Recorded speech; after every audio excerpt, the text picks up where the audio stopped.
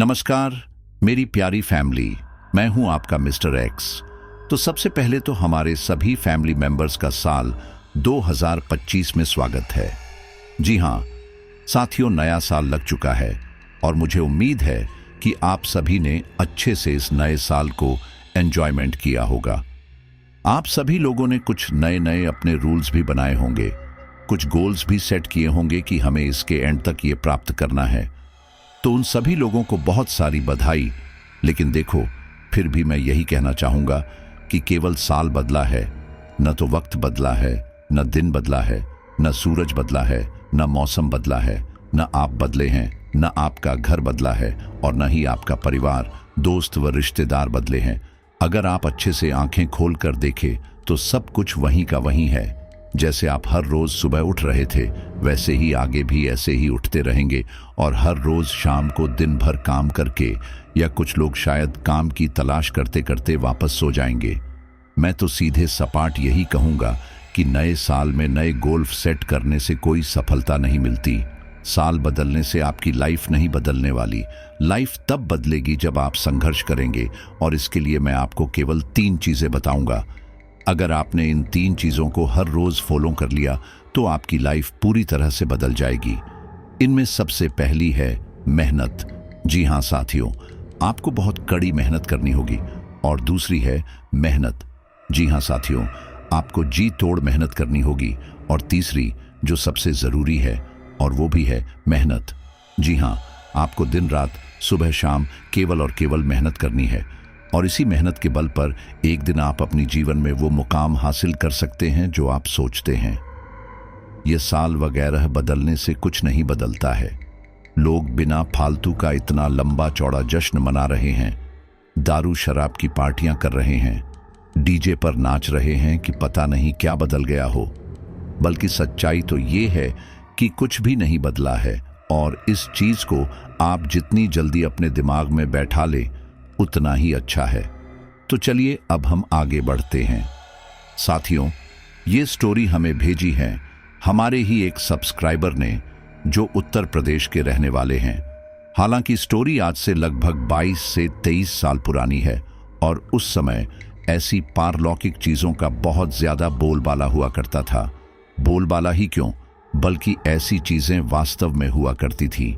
इसी वजह से उस समय गांव देहातों में इन चीजों का अक्सर देखा जाना लोगों में डर पैदा कर देता था। तो जो स्टोरी मैं आपको बताने वाला हूं, मुझे यह तो नहीं पता कि वो कितनी सच है या कितनी झूठ, लेकिन इतना जरूर जानता हूं कि उस समय कुछ तो ऐसा हुआ था जो बहुत ही ज्यादा डरावना था।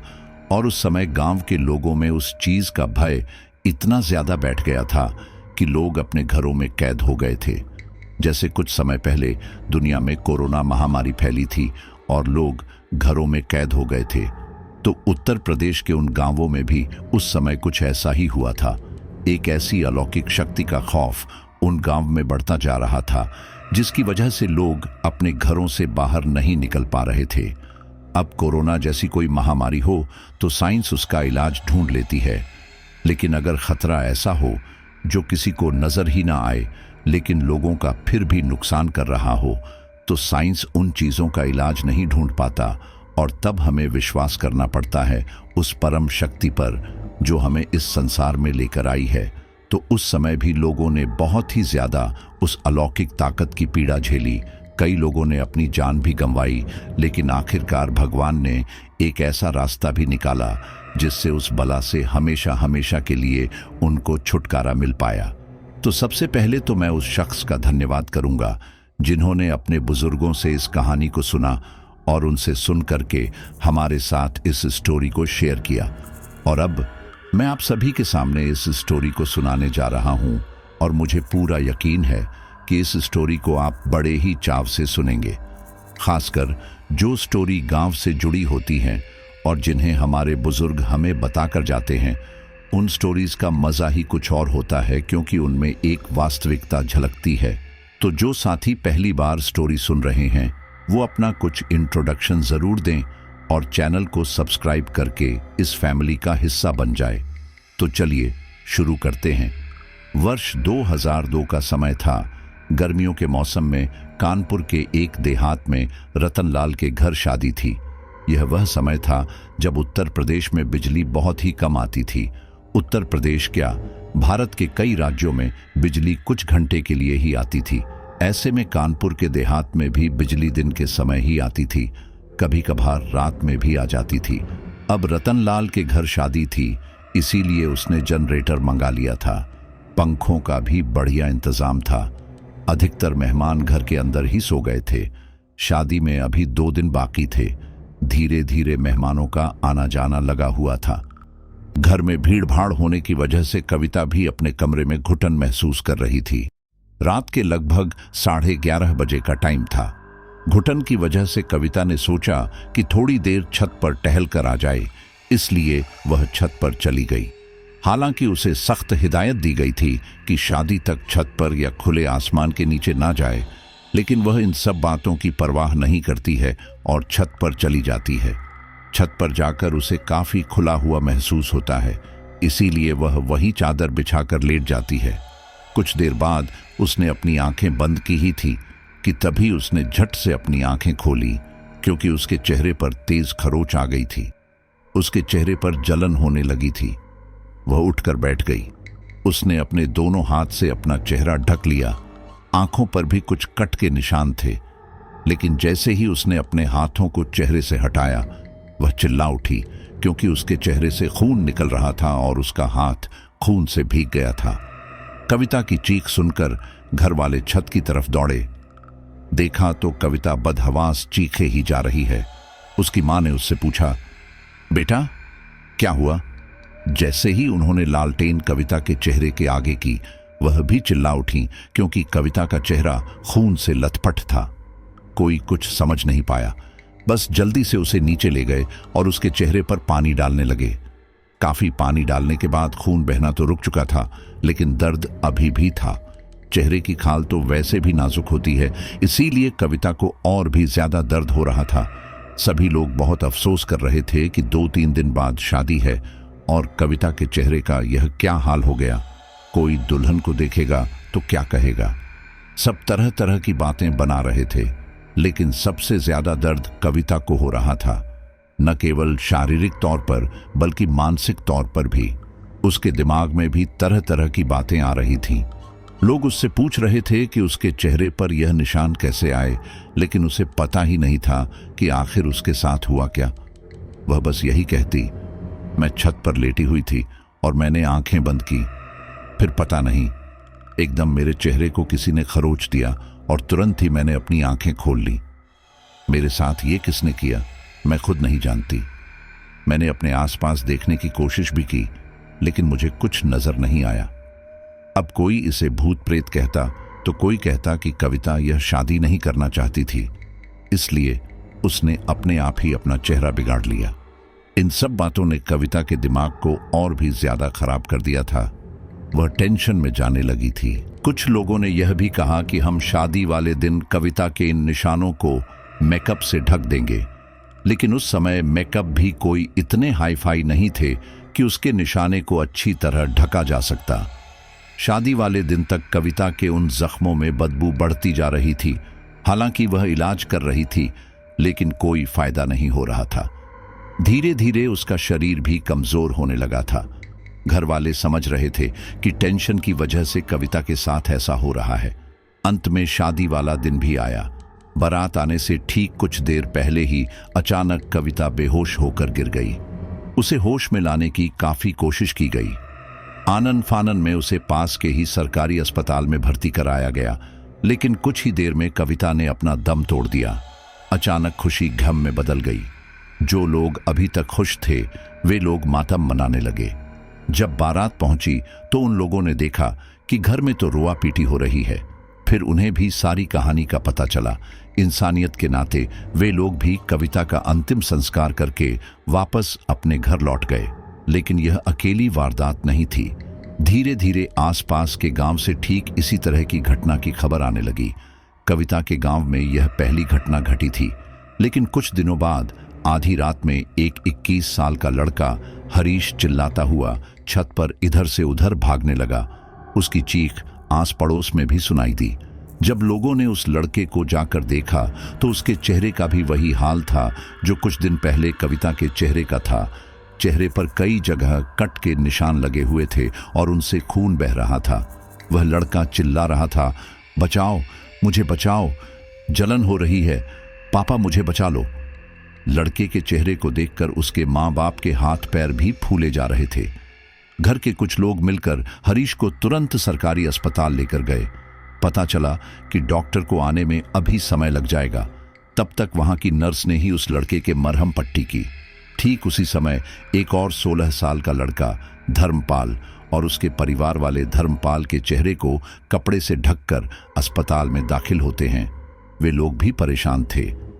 हरीश के माँ बाप को लगता है कि शायद उस लड़के के साथ भी हमारे बेटे के जैसा ही कुछ हुआ है।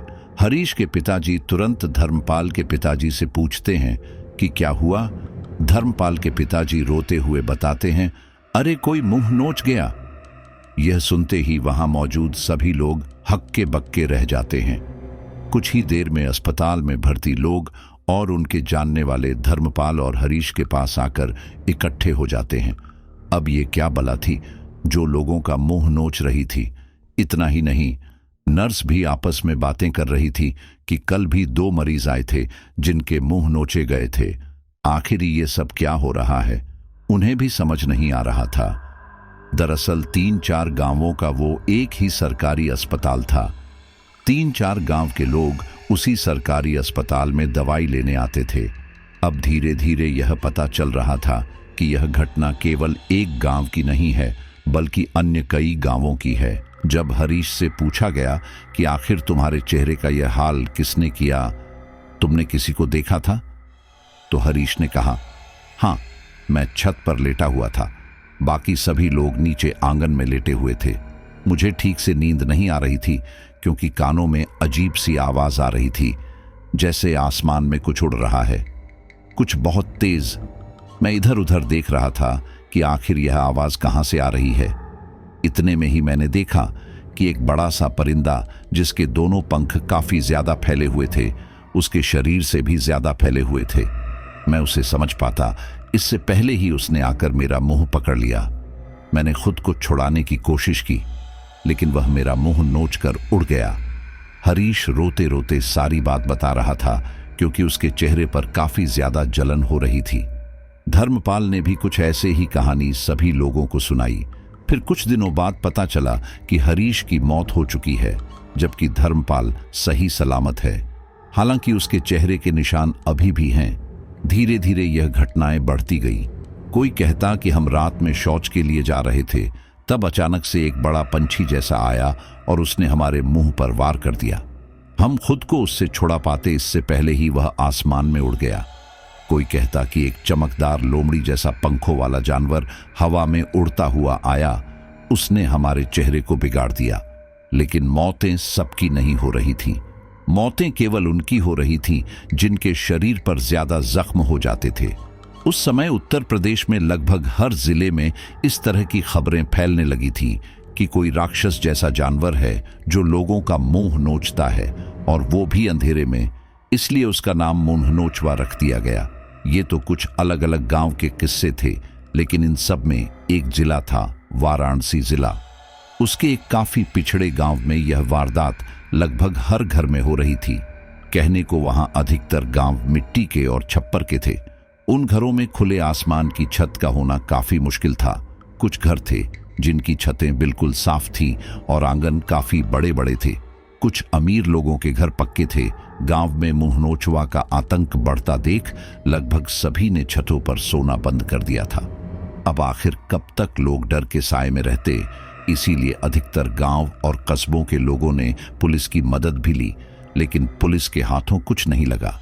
पुलिस रात रात भर गश्त देती थी। यहां तक कि गांव के कुछ लोग मंडली बनाकर रात रात भर गांव का पहरा देते थे। सभी के हाथ में रोशनी का कोई न कोई साधन रहता था। किसी के पास टॉर्च रहती थी तो किसी के पास लालटेन।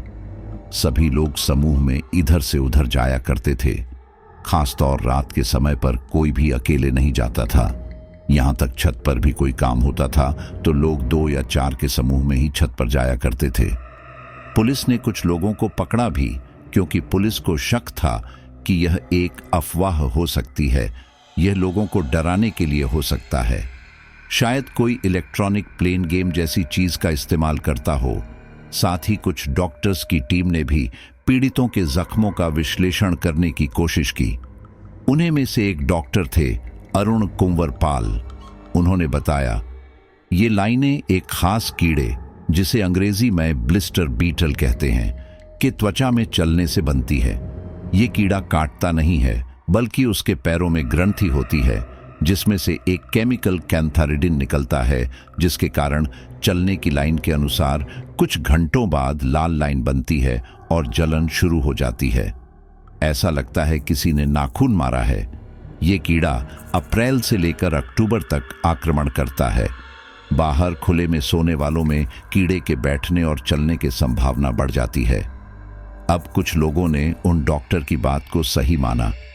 यहां तक पुलिस वालों ने भी अरुण की बात को ही सराहा और उनका समर्थन किया, क्योंकि पुलिस के हाथ भी कुछ नहीं लग रहा था।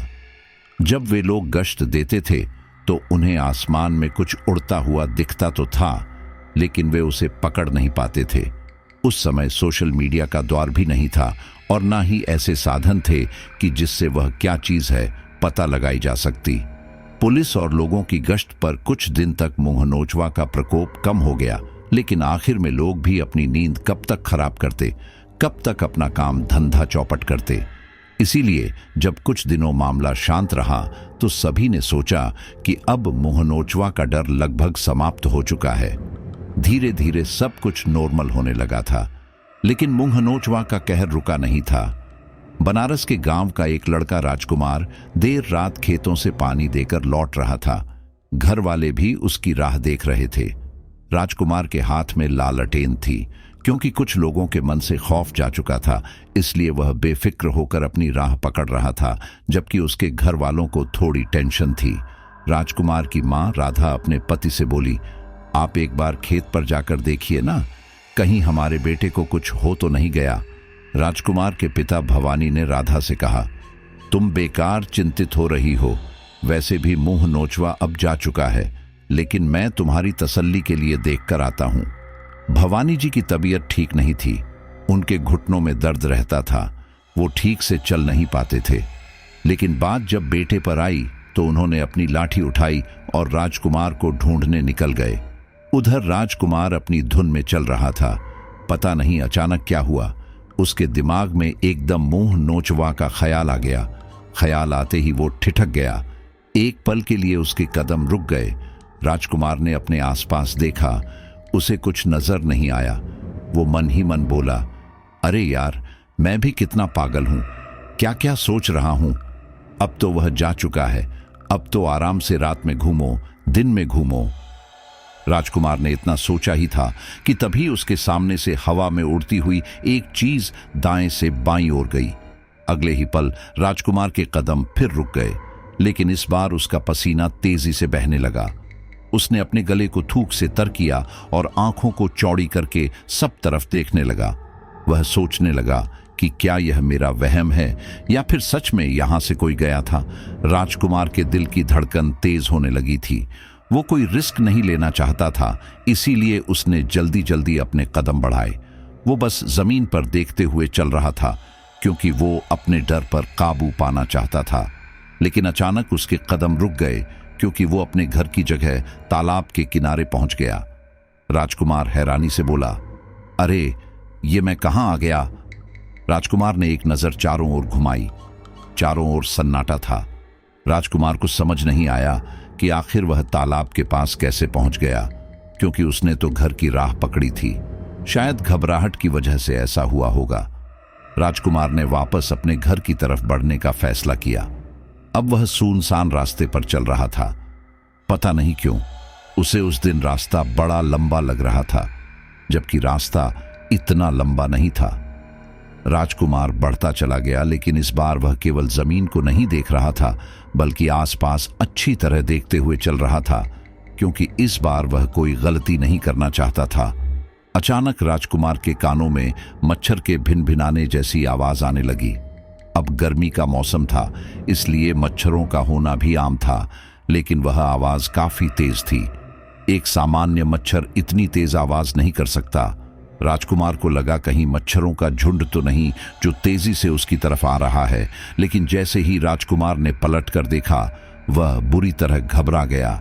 उसके हाथ से लालटेन नीचे गिर गई, क्योंकि उसके सामने वही एक अजीब सा जीव जिसे मूंगनोचवा कहा गया, वह खड़ा हुआ था। उसका चेहरा इंसान और एक लोमड़ी का मिश्रण था। चेहरे पर बड़े बड़े बाल थे और कान किसी लोमड़ी की तरह लंबे थे। शरीर पर पंख भी थे और वह अपने 2 पैरों पर खड़ा हुआ था। पैर किसी तार की तरह पतले थे। उस अजीब से प्राणी ने अपने दोनों हाथ राजकुमार के मुंह पर किए।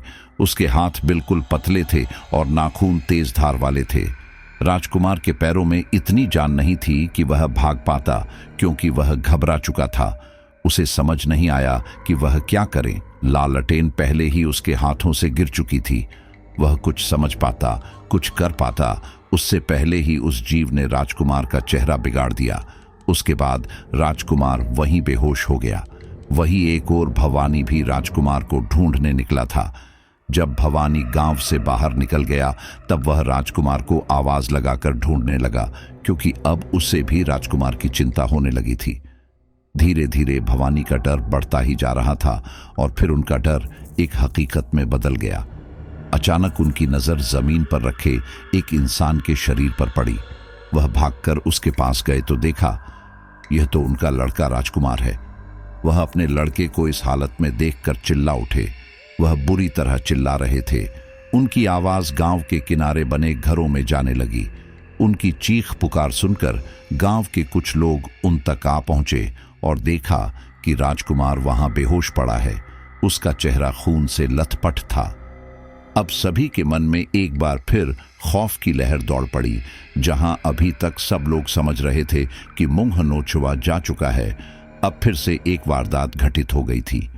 लोग आपस में बातें करने लगे कि मूंगनोचवा वापस आ गया। वे लोग जल्दी से राजकुमार को उठाकर गांव के ही वैद्य के पास ले गए, क्योंकि सरकारी अस्पताल उनके गांव से काफी दूर था। वह एक काफी पिछड़ा गांव था। ऐसे में अस्पताल ले जाने में उन्हें काफी समय लग सकता था। इसीलिए उन्होंने गांव के ही वैद्य के पास जाना सही समझा। गांव के लोगों ने वैद्य के घर का कुंडा खटखटाया। वैद्य जी को भी कुछ चीखने की आवाज आई तो थी, लेकिन वे थोड़े बूढ़े थे, इसलिए घर से नहीं जा पाए। जैसे ही वैद्य जी ने राजकुमार को देखा, वह भी घबरा उठे, क्योंकि वह भी जानते थे कि मूंगनोचवा का आतंक किस कदर फैला हुआ था, और उन्होंने काफी लोगों का इलाज भी किया था। हालांकि कुछ लोग मर चुके थे। अब ऐसे में काफी दिनों बाद एक और पीड़ित देखकर वह भी घबरा गए, लेकिन उन्होंने तुरंत ही इलाज शुरू कर दिया।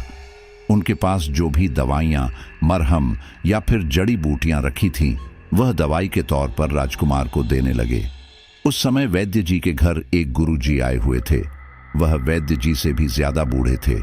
दरअसल वह वैद्य जी के चाचा लगते थे, जिनकी अब काफी उम्र हो चली थी। वह एक संत आदमी थे और उन्होंने अपने जीवन के आखिरी लम्हे भगवान को अर्पित कर दिए थे। अब उनका केवल एक ही काम था, भगवान की आराधना करना। उनके चेहरे पर अलग ही तेज था। जब लोग उनसे मिलते थे तो एक दिव्य संतुष्टि लोगों को मिलती थी। वह काफी बूढ़े थे और कोई काम धंधा भी नहीं कर पाते थे, इसीलिए उनके रिश्तेदार उन्हें कुछ कुछ दिन अपने घर रख लिया करते थे। इस बार वैद्य जी ने गुरुजी को अपने घर बुलाया था। गुरुजी को यहाँ आए हुए अभी 3 दिन ही हुए थे और वह महाराष्ट्र से आए थे। उन्हें अभी तक मूंगनोचवा के बारे में नहीं पता था, क्योंकि सब कुछ शांत हो चुका था। उसके बारे में बहुत ही कम जिक्र हुआ करता था, वह भी चौपाल या पंचायत में। वैद्य जी को अपने काम से ही फुर्सत नहीं मिलती थी, इसीलिए उन्होंने अभी तक गुरुजी के सामने मूंगनोचवा का जिक्र नहीं किया था। जिस समय वैद्य जी राजकुमार का इलाज कर रहे थे, तो गुरुजी राजकुमार को बहुत ही ध्यान से देख रहे थे। वैद्य जी ने जब राजकुमार के जख्मों को साफ किया था, तब उसके जख्म विशेष प्रकार के जख्म थे। गुरुजी राजकुमार के पास आए और उसके जख्मों को छूकर देखने लगे। वैद्य जी ने अपना हाथ रोका और पूछा, क्या हुआ गुरुजी? गुरुजी ने राजकुमार की आंखें खोलकर देखी और फिर कहा, यह कोई साधारण घटना नहीं है, वह किसी को नहीं छोड़ेगा। और फिर राजकुमार के साथ आए लोग गुरुजी को ध्यान से देखने लगे। सभी लोग हैरानी कर रहे थे कि आखिर गुरुजी यह क्या कह रहे हैं। राजकुमार के पिता ने पूछा, गुरुजी क्या मतलब? कौन? आप किसकी बात कर रहे हैं? आप जानते भी हैं यह सब किसने किया है? गुरुजी ने कहा, हाँ, मैं समझ गया हूं। यह सब किसने किया है? वह एक बहुत बड़ा राक्षस है, एक ऐसा राक्षस जो लोगों के चेहरे को निशाना बनाता है। इससे लोगों की मौत भी हो जाती है। अब वैद्य जी भी हैरान थे, क्योंकि उन्होंने तो गुरुजी को अभी तक यह बताया ही नहीं था कि कोई ऐसा जीव भी है जो लोगों के मुंह को निशाना बना रहा है। वैद्य जी बोलते हैं, गुरुजी, आप महान हो। क्या आप जानते हो कि आखिर यह कौन है और हमें इससे किस प्रकार छुटकारा मिल सकता है, क्योंकि हम इससे बहुत परेशान हैं। इसके बाद वैद्य जी अपने गांव की सारी घटना सिलसिलेवार तरीके से गुरुजी को बताते हैं कि किस तरह अब तक कितनी मौतें इस गांव में हो चुकी हैं और कितने लोग अभी भी उसके निशान से पीड़ित हैं। वैद्य जी की सारी बातें सुनने के बाद गुरुजी कहते हैं, वह एक राक्षस है जिसका नाम फोकलोर है। वह एक दानव है। वह इंसानों का बहुत बड़ा दुश्मन है। उसकी दुश्मनी न केवल इंसानों बल्कि निम्न दानव से भी है। कुछ लोग इसे एक पिशाच समझते हैं तो कोई जिन्न का एक प्रकार मानते हैं, लेकिन हाँ, यह है एक दुष्ट ही। इसका काम लोगों को मारना और उन्हें पानी में डुबाना है। यह हवाओं और समुद्र पर अपना काबू रखता है। यह लगभग 1000 साल बाद वापस धरती पर आता है, क्योंकि इसका मानना है कि धरती पर ही कहीं इसका एक सिंहासन है जो धरती के इंसानों ने इससे छीन लिया था। मैंने कुछ किताबों में पढ़ा है कि कुछ बड़े बड़े विद्वानों ने समय समय पर इसका वध किया है, लेकिन इसे हमेशा के लिए समाप्त करना संभव नहीं है। केवल इसकी शक्ति को रोका जा सकता है। भवानी जी ने पूछा, तो क्या हमें कभी भी इस मुंह नोचवा से राहत नहीं मिलेगी? यह हमेशा ऐसे ही शिकार करता रहेगा? गुरुजी ने बताया, नहीं, ऐसा बिल्कुल भी नहीं है। हम इसे रोक सकते हैं, जैसे आज से हजारों साल पहले के राजाओं ने इसे रोका होगा। हम भी वही विधि अपनाएंगे और इसे रोकेंगे। यह 1000 साल बाद अपनी शक्तियों को पूर्ण करके वापस धरती पर आता है और अपनी जगह चुनता है।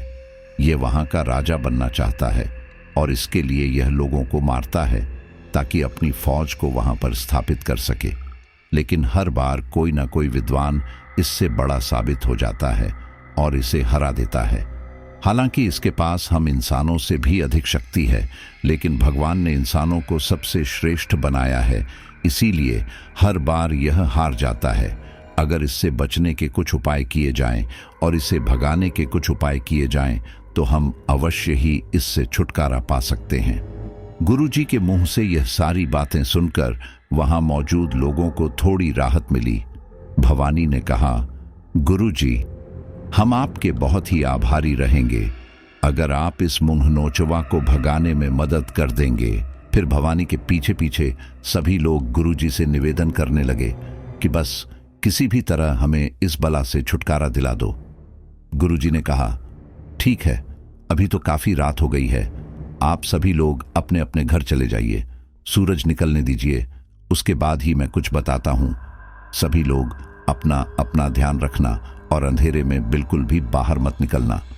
फिर सभी लोग अपने अपने घर चले जाते हैं। अब तो लोगों को पहले से भी ज्यादा डर लग रहा था। जरा सी भी आहट होती थी तो लोग डर जाते थे और सोचते थे कि शायद मुंह नोचवा आ गया है। जैसे तैसे करके रात तो कट जाती है। सुबह होते ही गांव के कुछ लोग भवानी के साथ वापस गुरुजी के पास जाते हैं। उस समय गुरुजी अपने घर के आंगन में बैठे हुए एक विशेष प्रकार की क्रियाविधि कर रहे थे। जब लोग वहां पहुंचे तो उन्होंने देखा कि गुरुजी खुले आसमान के नीचे बैठे हुए हैं और उनके आगे एक गोल आकृति बनी हुई है। गोल आकृति के बीच में एक स्वास्तिक का चिन्ह भी है और उसके हर कोण पर एक पत्थर रखा हुआ है। गांव वाले समझ गए कि गुरुजी कोई विशेष क्रिया कर रहे हैं, इसलिए वे लोग शांति से एक तरफ खड़े रहे। वैद्य जी भी कमरे से बाहर निकाल कर आ गए थे। उन्होंने भी सभी को शांत रहने का इशारा किया, लेकिन जैसे ही गुरुजी की साधना पूरी हुई, उन्होंने सभी लोगों को कमरे के अंदर बुलाया। भवानी ने हाथ जोड़ते हुए कहा, गुरुजी, कोई समाधान मिला क्या? भवानी के पीछे पीछे एक अन्य व्यक्ति ने भी कहा, जी गुरुजी, हम रात बड़ी मुश्किल से काट पाए हैं।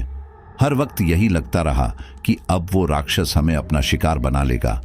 पहले तो हमें केवल घर से बाहर निकलते हुए डर लगता था, अब तो हमें घर के अंदर भी डर लग रहा था। गुरुजी ने कहा, देखो आज ज्येष्ठ माह की एकादशी है।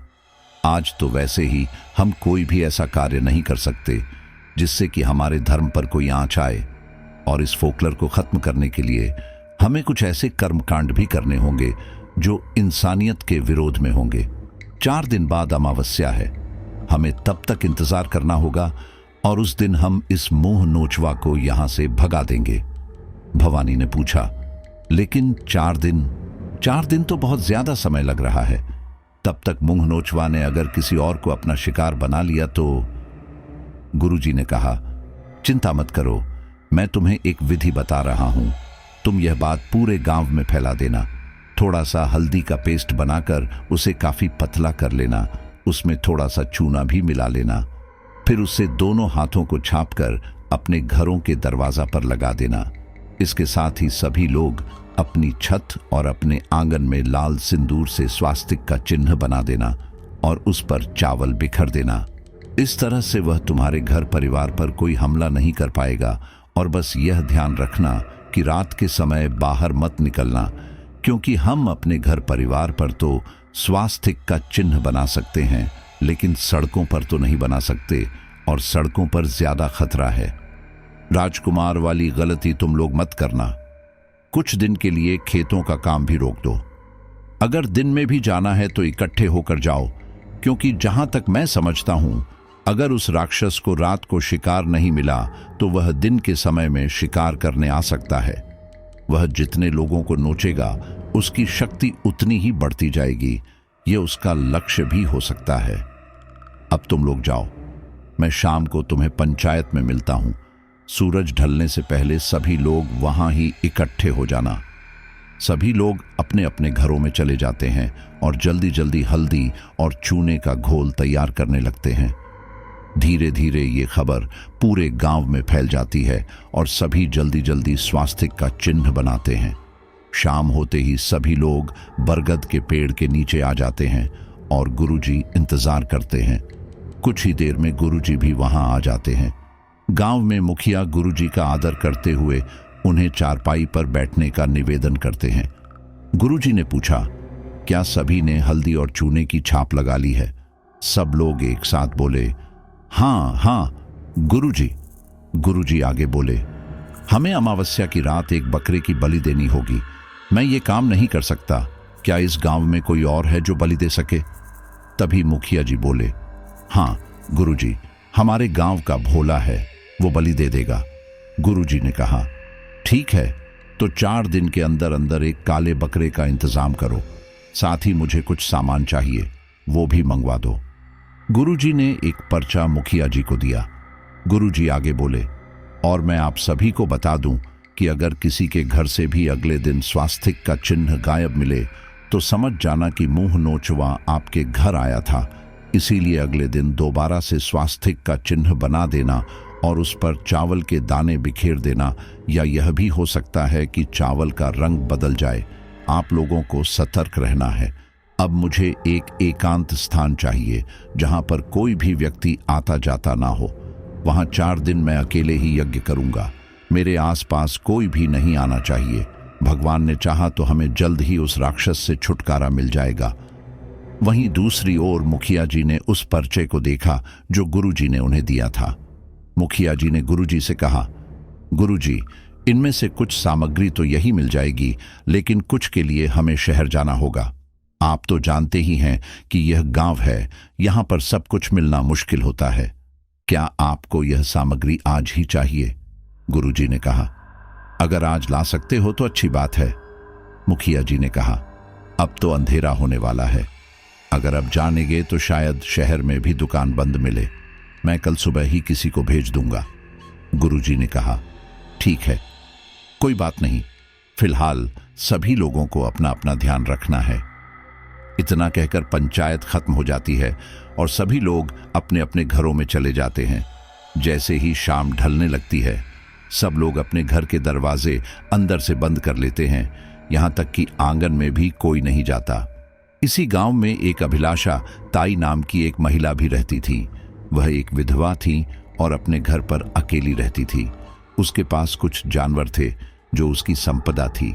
वह उन्हीं के सहारे अपना जीवन काट रही थी। जिस शाम सभी लोग गुरुजी के कहने पर अपने अपने घरों में शाम से पहले ही बंद हो चुके थे, उसी शाम अभिलाषा भी अपने काम निपटा रही थी। क्योंकि अभिलाषा अकेली रहती थी, इसीलिए उसे काम करने में थोड़ी देर हो जाती है। वह भी अपने सभी जानवरों को पशु घर में बांध रही थी। पशु घर उसके घर के आंगन में ही बना हुआ था। वहां एक छप्पर डला हुआ था। उस छप्पर के नीचे 2 गायें रहती थीं। 2 बकरियों के लिए भी वहीं पर जगह बना रखी थी। बाकी वहां पर एक दरबा था जिनमें कुछ मुर्गियां रहती थीं। अभिलाषा के पास लगभग 8 से 10 मुर्गियां थीं।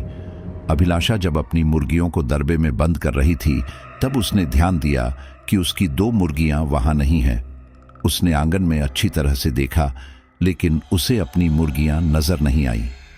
अभिलाषा के मन में भी डर था, क्योंकि उसे भी गुरुजी की यह बात पता थी कि उन्होंने सभी को अंधेरे में बाहर निकलने से मना किया है। लेकिन उसकी जान उन 2 मुर्गियों में पड़ी हुई थी। उसका एक मन करता कि जाकर बाहर देख कर आ जाए, लेकिन दूसरा मन करता कि बाहर जाना खतरे से खाली नहीं है। वह कुछ देर अपने कमरे में बैठी रहती है, लेकिन बार बार उसका ध्यान अपनी मुर्गियों पर ही जा रहा था। इसलिए वह अंधेरे की परवाह नहीं करती है और हाथ में लालटेन लिए घर से बाहर निकलती है। अभिलाषा अपनी गली के दोनों कोनों पर देखती है। उसे अपनी मुर्गी नजर नहीं आती। फिर वह आवाज लगाकर आगे बढ़ती है। उस गली में कम से कम 3 या 4 घर थे। अभिलाषा की आवाज उन घरों में भी जाती है। एक घर का व्यक्ति अपने घर बैठे ही चिल्लाता है, अभिलाषा ताई, बाहर हो क्या? अभिलाषा कहती है, हाँ, मुर्गी नहीं मिल रही है।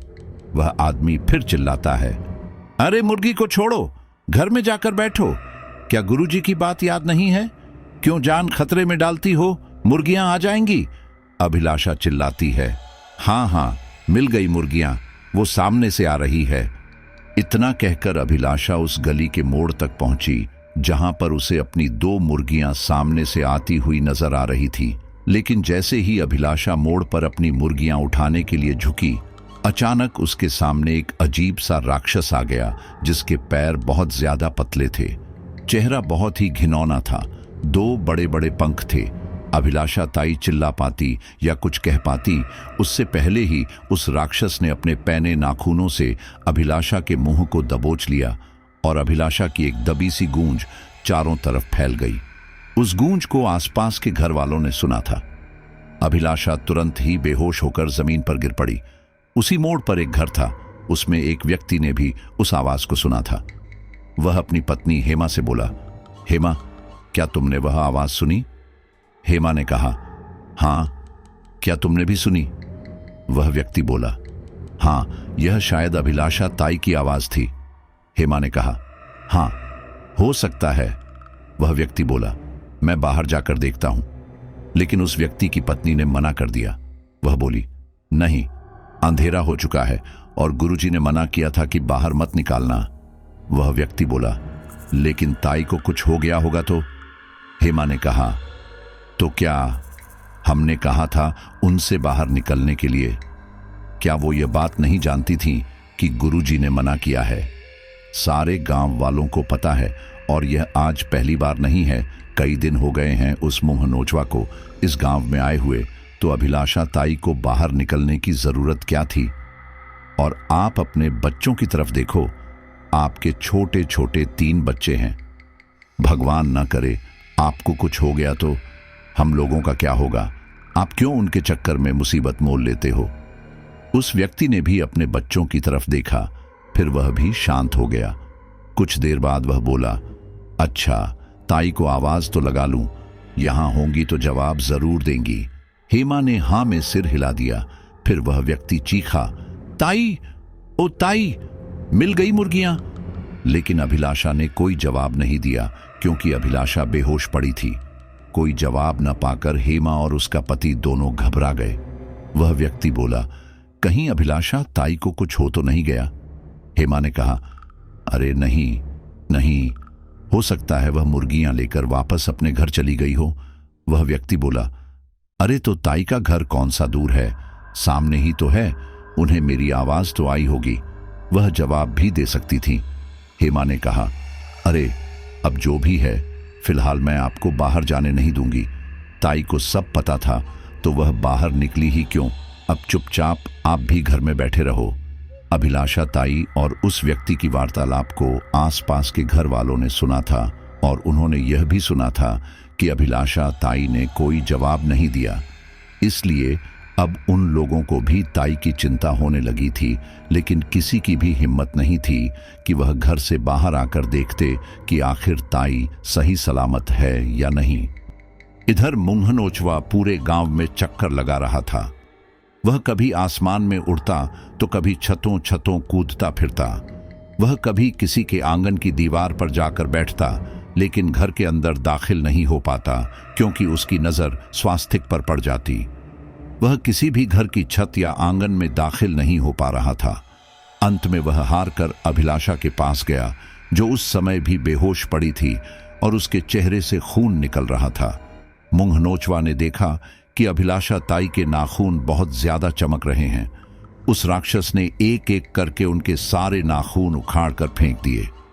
फिर उस राक्षस का इससे भी दिल नहीं भरा तो उसने अपने पैने नाखूनों से अभिलाषा के सीने पर वार कर दिया और उनका दिल बाहर निकाल लिया।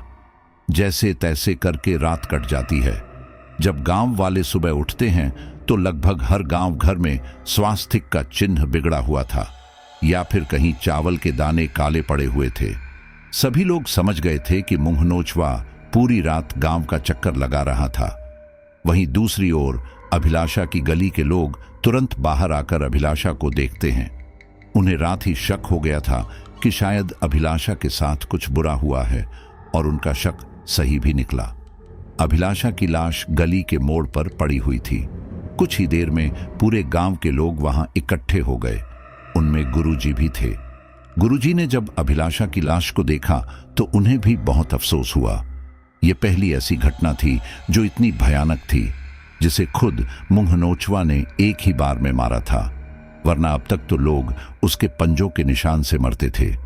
कम से कम उन्हें कुछ दिन जीने का मौका तो मिलता था। लेकिन यहां अभिलाषा ताई के साथ बहुत ही बुरा हुआ था। जैसे जैसे समय बीत रहा था, अभिलाषा के शरीर से बहुत ही बुरी दुर्गंध आ रही थी। लोग अभी भी अभिलाषा के शरीर को देख रहे थे और बातें बना रहे थे। तब गुरुजी ने सभी को डांटा और कहा, अरे मूर्ख, इसे ऐसे ही देखते रहोगे या फिर इसका अंतिम संस्कार भी करोगे? क्या तुम्हें इसके शरीर से बू नहीं आती? अभिलाषा के सभी रिश्तेदार काफी दूर रहते थे और अब गांव वालों के पास इतना समय नहीं था कि अभिलाषा के रिश्तेदार को खबर करते। इसलिए सभी लोग मिलकर अभिलाषा का अंतिम संस्कार करने का फैसला करते हैं, क्योंकि धीरे धीरे अभिलाषा के शरीर से दुर्गंध बढ़ती ही जा रही थी, जो बहुत ही असहनीय थी। लगभग दोपहर तक अभिलाषा का अंतिम संस्कार कर दिया जाता है। वहीं दूसरी ओर मुखिया जी दो व्यक्तियों को शहर भेजकर वे सामग्री मंगवा लेते हैं जो गुरुजी ने लाने के लिए कही थी। उनमें उबले हुए धान के चावल थे, 4 मीटर लाल कपड़ा था और 5 रंग के गुलाल थे। शाम होने से पहले वे 2 व्यक्ति भी सामग्रियां लेकर वापस आ गए थे। बाकी अन्य सामग्री गांव में ही मिल गई थी। गुरुजी ने मुखिया जी से कहा, अब मुझे एकांत स्थान चाहिए जहां कोई आता जाता ना हो और उनकी साधना में कोई विघ्न ना पड़ पाए। मुखिया जी गुरुजी को उसी तालाब के किनारे ले गए जो गांव से बाहर बना हुआ था। वहां आसपास जंगली इलाका था और अक्सर वहां कोई आता जाता नहीं था। तालाब के किनारे की जमीन थोड़ी खराब हो रही थी, झाड़ झंकाड़ पड़े हुए थे। गुरुजी जमीन को साफ करने लगते हैं। मुखिया जी भी उनकी मदद करते हैं। फिर गुरुजी साफ जमीन पर एक अग्निकुंड के लिए गड्ढा खोदते हैं और उसमें लड़कियां रखने लगते हैं।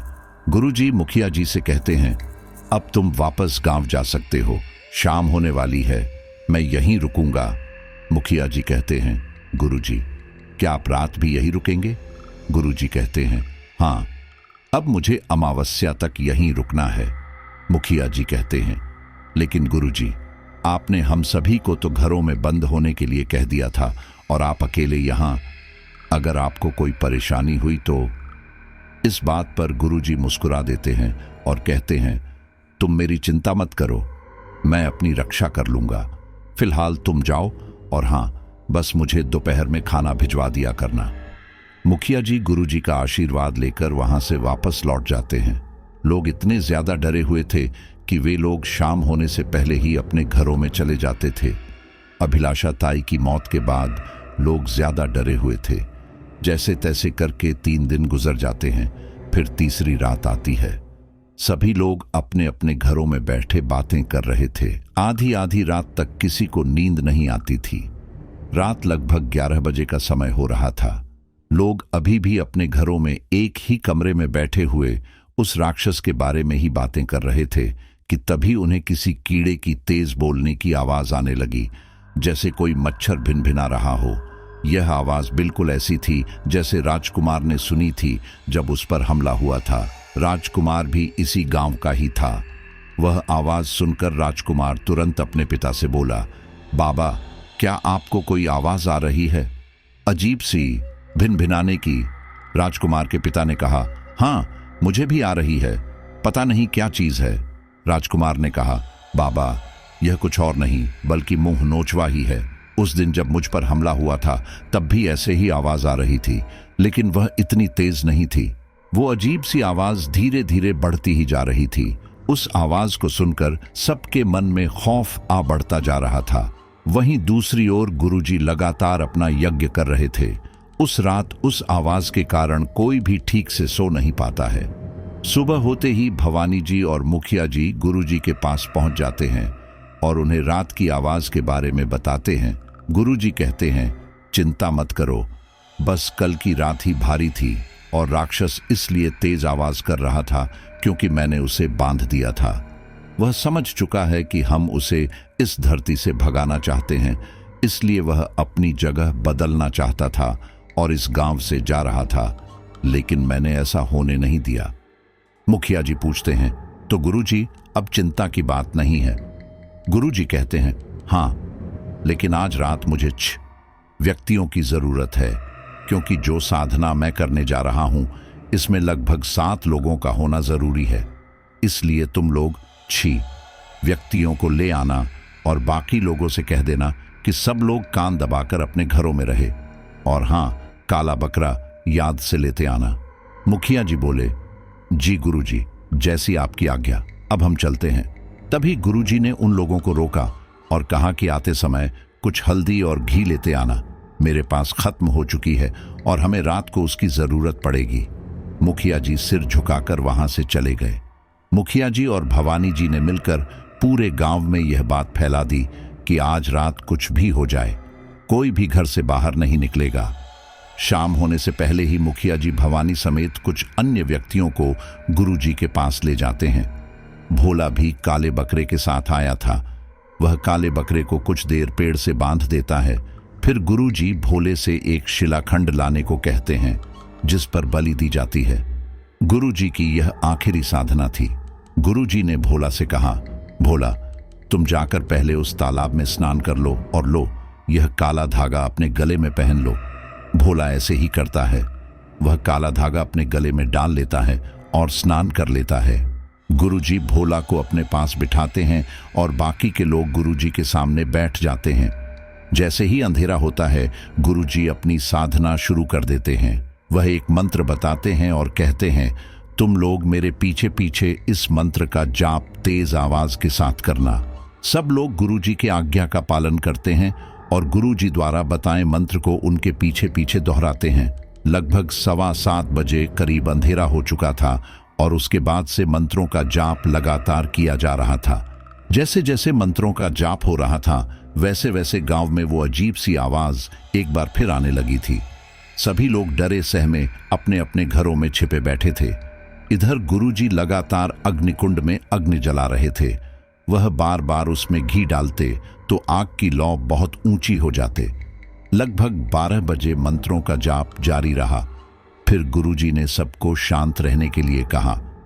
गुरुजी ने एक अलग मंत्र पढ़ना शुरू कर दिया और बहुत सारी हल्दी अग्निकुंड में डाली, जिससे अग्नि की ज्वाला बहुत ऊंचाई तक जलने लगी। उसकी रोशनी इतनी ज्यादा थी कि दूर तक का देखा जा सकता था। गुरुजी जहां साधना कर रहे थे वहां बराबर में ही एक तालाब था। उस तालाब का पानी भी उबलने लगा। धीरे धीरे उससे भाप भी निकलने लगी। उस खौलते पानी ने सभी लोगों का ध्यान अपनी ओर आकर्षित किया। फिर अचानक आसमान से एक लाल रंग की बिजली जमीन पर गिरने लगी। जैसे ही बिजली जमीन पर गिरती तो वहां आग लग जाती है। हालांकि आग ज्यादा खतरनाक नहीं थी, बस जैसे ही बिजली जमीन पर गिरती तो आग का गोला बन जाता और तुरंत ही बुझ जाता। गुरुजी भी मंत्र बोल बोल कर थक चुके थे। वह पूरे पसीने से तर हो रहे थे। एक तो गर्मी, ऊपर से अग्निकुंड के सामने इतनी देर तक बैठे रहना कोई आसान काम नहीं था। कुछ देर तक यह सिलसिला यूं ही जारी रहा। तभी आसमान में एक शोर हुआ, जैसे कोई पंछी चीख रहा हो, चिल्ला रहा हो। सभी ने ऊपर देखा तो उनके सामने वही राक्षस जीव था। वह हवा में उड़ रहा था और चीखें मार रहा था। तभी गुरुजी ने भोला को आदेश दिया कि बकरे की बलि दी जाए। भोले ने तुरंत अपना हथियार उठाया और काले बकरे की बलि दे दी। वह राक्षस हवा में ऊंचा उड़ता गया और फिर एक पल ऐसा आया कि वो दिखना ही बंद हो गया और फिर सब कुछ शांत हो गया। जमीन पर गिरने वाली बिजली भी बंद हो गई। आग की लौ भी धीमी हो गई। तालाब में उबलता हुआ पानी भी धीरे धीरे ठंडा होने लगा। फिर गुरुजी ने अग्निकुंड के आगे नतमस्तक किया और जैसे ही उन्होंने अपना सिर ऊपर किया वैसे ही आसमान में काले बादल छाए और तेज वर्षा होने लगी, जिससे अग्निकुंड पूरी तरह बुझ गया। वो राहत भरी बारिश थी।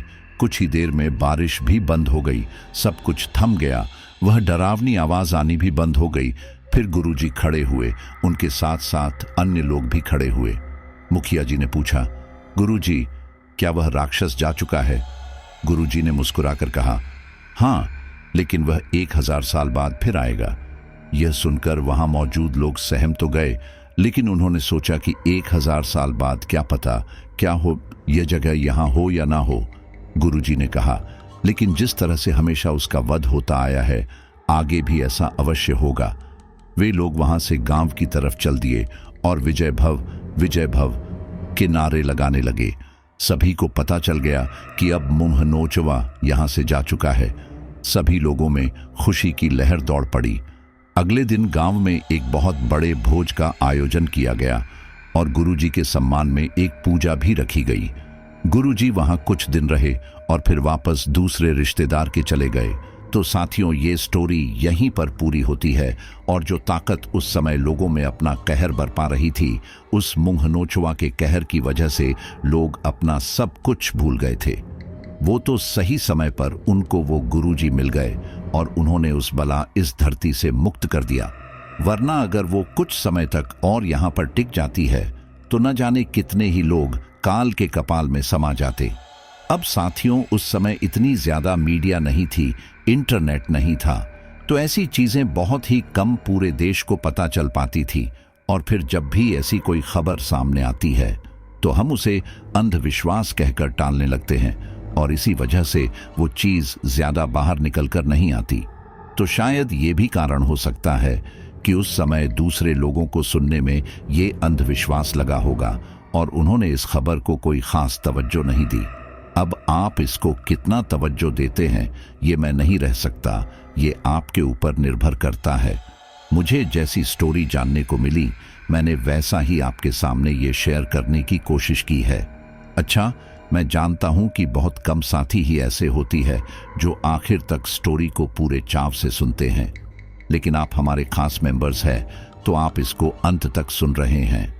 अच्छा, तो मुझे बताइए कि स्टोरी में कौन सी जगह पर आपको डर लगा, और अगर आपके कोई सवाल हो तो वो भी मुझे पूछ सकते हैं। मैं कोशिश करूंगा उनका जवाब दूं। तो अब अपने कुछ फैमिली मेंबर्स के नाम लेते हैं। सद्दाम यूपी कानपुर, जुबैर अंसारी मालेगांव, पुष्पा राणा नागपुर, राजन बिहार, मनोज पानीपत हरियाणा, केशव शर्मा शिमला, यशपाल गाजियाबाद, अमन प्रिया सुंदर नागरी दिल्ली। चलिए, सभी साथियों का दिल से थैंक यू। मिलता हूं आपसे अगली स्टोरी पर।